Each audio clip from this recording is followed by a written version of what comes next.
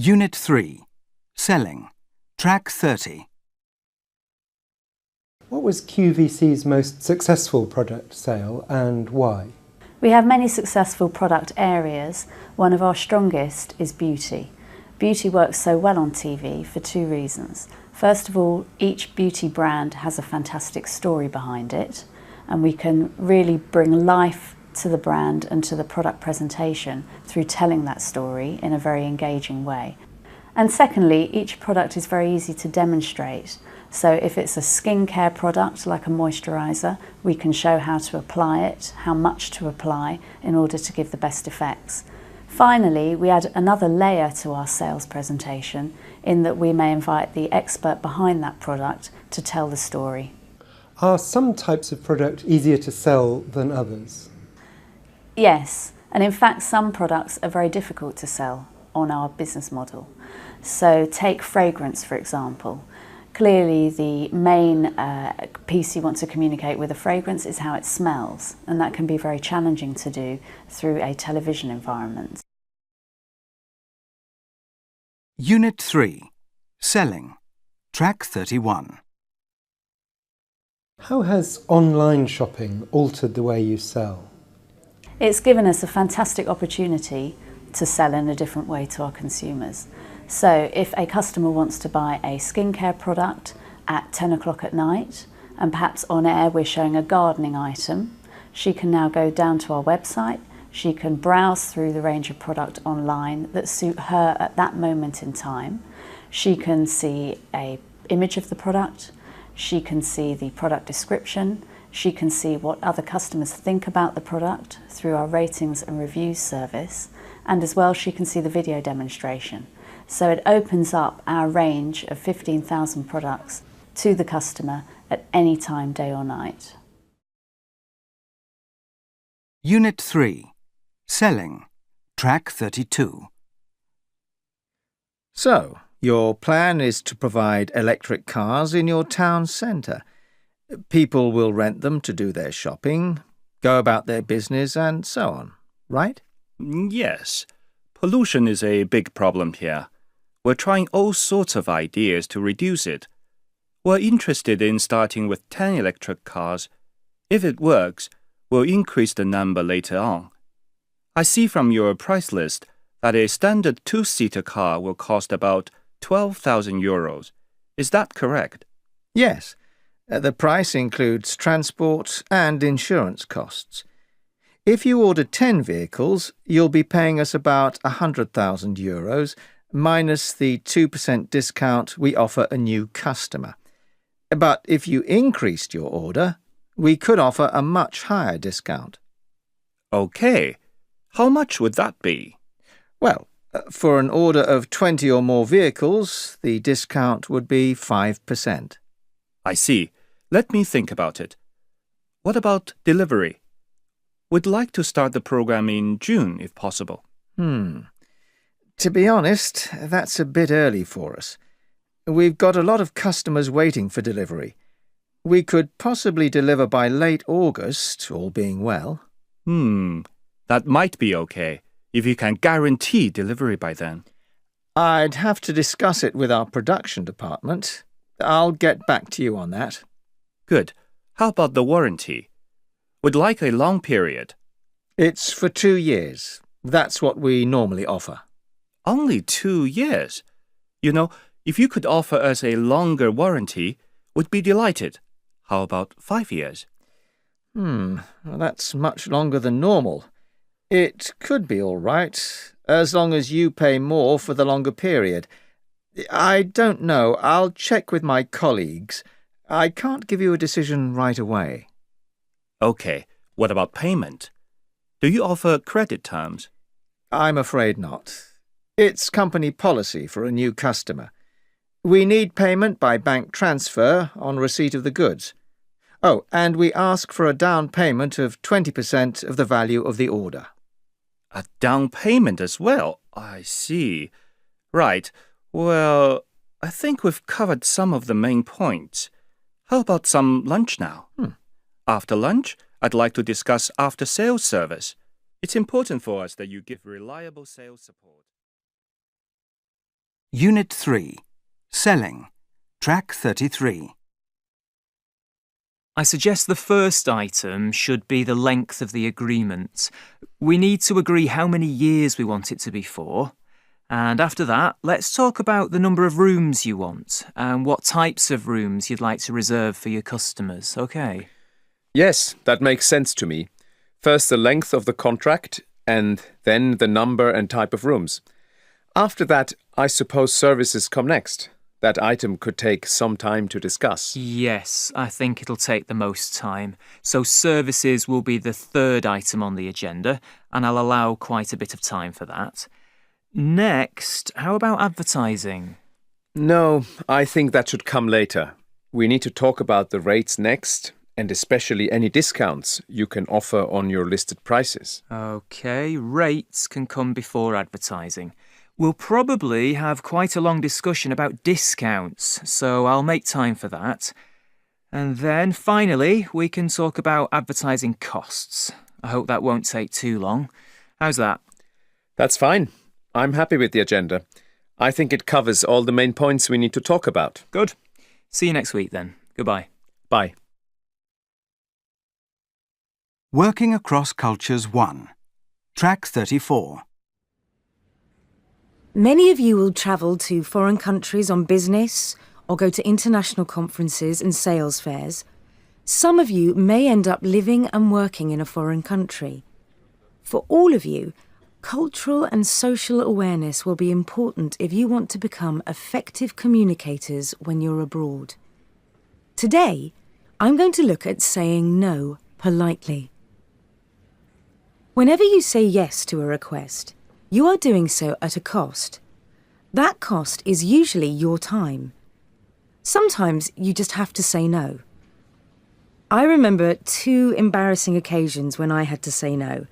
One was in Finland, when a business friend invited me to a sauna. I just felt uncomfortable. The other was in Hungary, a country where it's sometimes okay to share private details. Someone asked me something rather personal. Again, I felt a bit uncomfortable. In the first part of my talk, I'm going to look at 5 tips for saying no politely. Firstly, pay attention. Listen carefully and make sure you don't say no before the other person has even finished making their request. Listen to the request with an open mind. Secondly, offer alternatives. You may even be able to recommend someone else who is more suitable. Thirdly, show sympathy if someone asks you to do something that you can't do. Show that you genuinely wanted to help.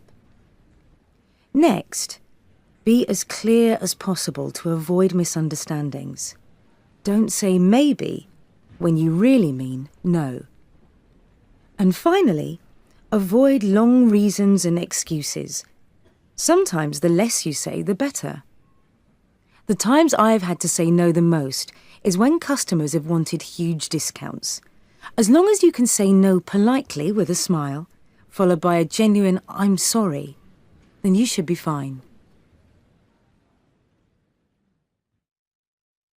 Working Across Cultures 1. Track 35.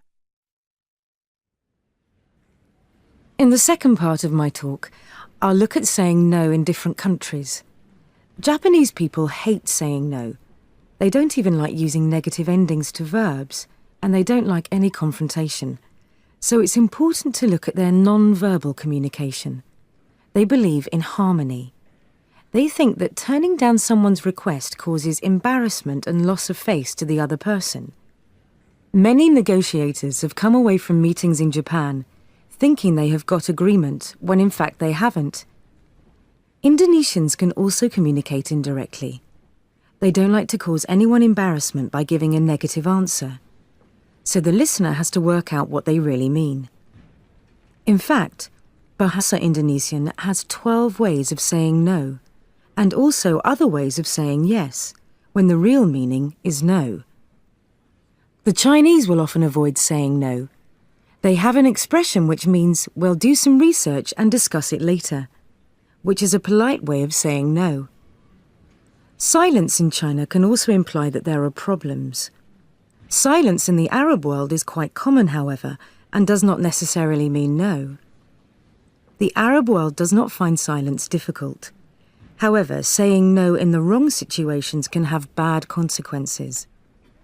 An American business friend of mine once refused a cup of coffee from a Saudi businessman at the start of a meeting. In America, that wouldn't have been a problem, but this was seen as rather rude by the Saudi host, and the meeting was unsuccessful.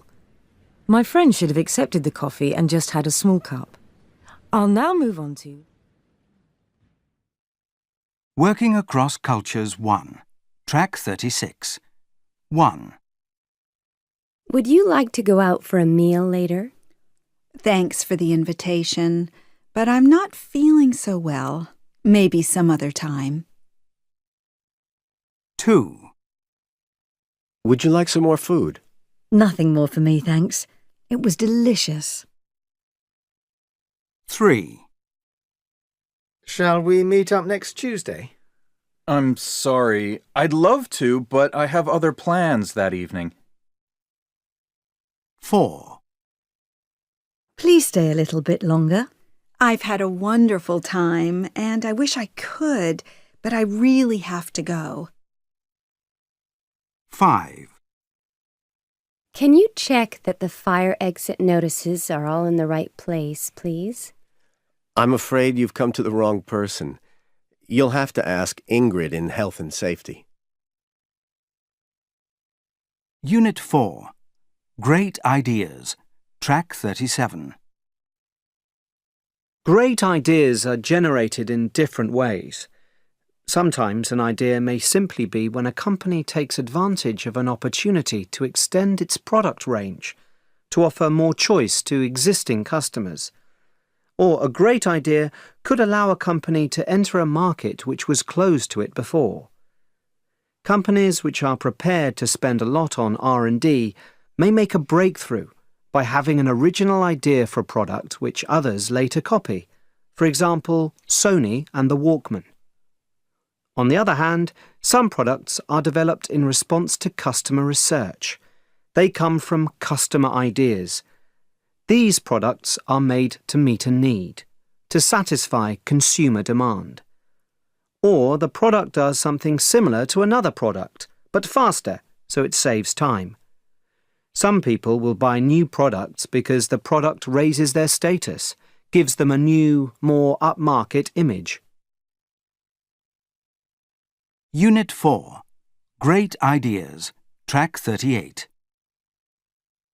Other people will buy any green product which reduces waste or protects the environment, even if it is more expensive. If an idea is really good and the product fills a gap in the market, it may even win an award for innovation. Unit 4. Great Ideas. Track 39. In your opinion, what were the best business ideas of the last 15 years? I thought about this for quite a long time, and in my opinion, it's a service and two products. The first is eBay. And this works for me because it provides individuals and small businesses with a channel to market that didn't exist before. It started in the dot-com boom and has been extremely successful, with a turnover in 2009 of $2.4 billion. It's not a new idea, though. Running an auction is almost as old as society. It's based on a model of traditional auctions. It's just transferred the model and the thinking to a different environment. My second is the product, and it's a USB stick for computers or plug-and-play devices. This enabled data and pictures to be easily transportable and satisfied a demand for easy portability from computer to computer. The amount of data that can be transported now is enormous, and it had the huge benefit of meaning that you didn't have to take your portable computer with you everywhere. So it satisfied a basic customer need. The technology itself also enabled a lot of other devices. The final one is the digital camera. I'm not sure if it's strictly an invention of the last 15 years or if it's just become a mass market item. But it's revolutionised photography, and it's now incorporated into many other devices as a free gift, like mobile phones or PCs. And again, it satisfied a customer demand to share pictures and images quickly and easily.